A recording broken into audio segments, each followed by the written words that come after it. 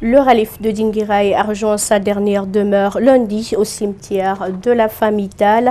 C'est un lieu situé à environ 200 mètres à l'est de la grande mosquée de Dinguiraye, construite depuis 1850. Elhadj Moustapha Tall repose désormais auprès des précédents khalifes que la ville a connus depuis plusieurs décennies. Le président Alpha Condé a personnellement assisté aux obsèques. C'est un reportage grand format signé Macky Sall et Mohamed Al-Husseini Camara. Sous les battements retentissants du tambour, Alpha Condé fait son entrée dans l'enceinte de la mosquée d'Elhadj Omar Tall, fondateur de la ville, né en 1797 au Fouta Toro, dans le Sénégal. En face de lui, le cercueil qui contient la dépouille mortelle de celui qu'il appelait affectueusement papa, selon des sources proches de la famille du Khalif Elhadj Mountaga Tall. La mort est très dure, mais en voyant les communautés musulmanes réagir pour faire des prières, pour se consoler, pour accepter la décision divine, ça nous rassure que nous sommes dans de très bonnes mains et Dieu est avec nous. Il m'a toujours enseigné la bonne voie qu'Elhadj Omar a laissée pour l'islam et pour Dinguiraye singulièrement. Pendant ce temps, la famille, les proches, les populations venues de toutes les localités de la préfecture partagent douleur, tristesse et émotion. Je l'ai connu quand j'étais secrétaire général de la jeunesse de la Révolution démocratique africaine en 1960. J'ai eu à travailler avec lui. Il était responsable de l'ancien régime. Il s'est comporté dignement. Il a servi honnêtement et fidèlement son village. Cette famille musulmane détient un pouvoir religieux très influent sur les fidèles qui pratiquent la Tidjania. Dans la cour qui refoule déjà du monde, nous avons en face le député de Dinguiraye affligé par le décès du Khalif Elhadj Mountaga Tall. On était ensemble au niveau du Sino-Guinéen, tous les jours à essayer de le traiter, à essayer de faire ce qu'on pouvait pour le ramener à lui. Mais vous savez, c'est un homme de 98 ans qui avait énormément lutté, très courageux, très fort.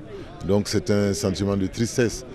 Après une brève exposition et prière pour le repos de l'âme du disparu, le désormais feu Elhadj Mountaga Tall, Khalif de Dinguiraye, rejoint sa dernière demeure au cimetière de la famille, situé à environ 200 mètres à l'est de la grande mosquée. Et les obsèques ont pris fin par la lecture du Saint-Coran. Vous l'aurez compris, il s'agit du Khalif de Dinguiraye, Elhadj Mountaga Tall. Et puis, leur âge varie entre 15 et 20 ans. Des jeunes qui s'activent dans les petites activités génératrices de revenus dans la ville sainte d'Elhadj Omar Tall. Nous sommes à Dinguiraye. Tenez-vous bien, ils évoluent dans la coiffure et parviennent à joindre les deux bouts. Malgré leurs faibles revenus, c'est un reportage de Macky Sall et Mohamed Al-Husseini Camara. Dans cette salle de coiffure, Mohamed Samoura n'est pas seul. Il travaille avec des jeunes collégiens qui font de la coiffure leur seconde préoccupation. Des fois, je donne l'argent à ma maman. Des fois aussi, je fais du transfert à ma soeur. Les enfants achètent des biscuits pour eux pour amener à la maison, des fois. À travers cette activité parascolaire, ils parviennent à venir en aide à leur famille, mais aussi penser à élargir la petite entreprise. Je me suis lancé dedans pour aider la famille et puis aider la jeunesse de Dinguiraye. C'est comme ça que j'ai arrivé à construire ce salon. Bon, c'est les clients minimum par mois, 3 millions quand même, ça rentre. À part des marchandises. Je suis marié, père d'un enfant.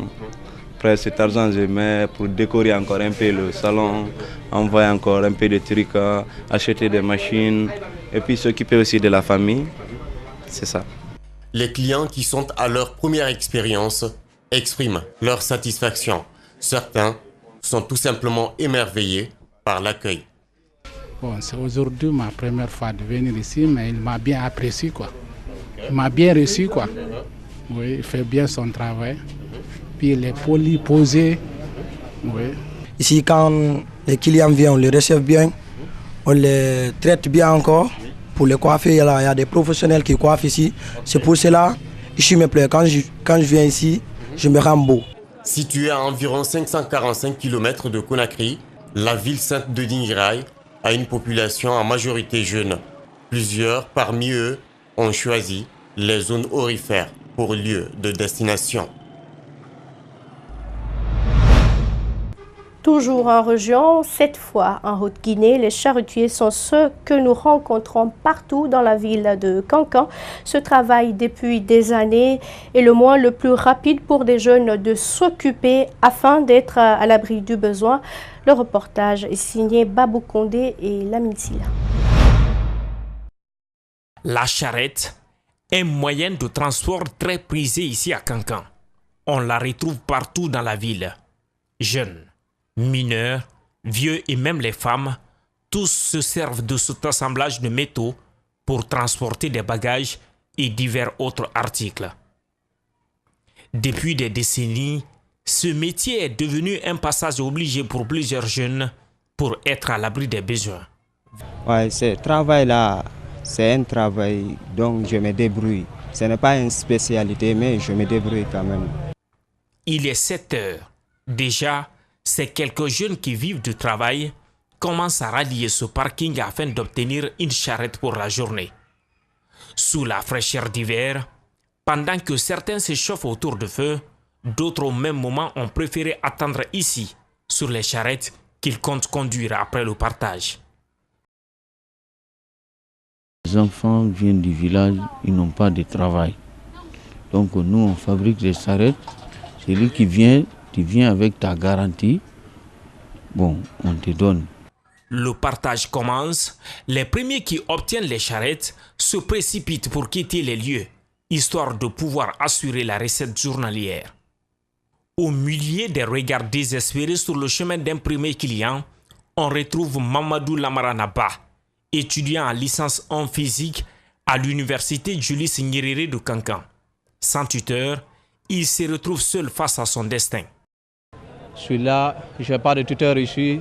Je suis là à travailler avec mes amis pour avoir un peu, pour gagner le prix de brochure et aussi encore pour ma nourriture. Mamadou Lamarana n'est pas le seul à chercher de quoi vivre. Sur les lieux, il y a aussi ce jeune rappeur qui d'ailleurs a préféré nous montrer son talent d'artiste tout en restant dans sa logique de frustration. Oh les gars, on a tort ou on est hors. Demandons, posons ces questions à ces nations et aux esprits hors. Alors si on a choisi votre espace avec un droit de passer et ces journées assez. Quand tu as entendu le travail, tu travailles pour gagner. Mais si toi tu sors le matin jusqu'à ce soir, tu n'as rien. Ça c'est du travail ça. On ne doit pas se manipuler dans le cerveau, on est tous de la même. Ok, la charité c'est pas de la diplôme ça mec. Apparemment, le travail des charretiers a une importance capitale à Kankan.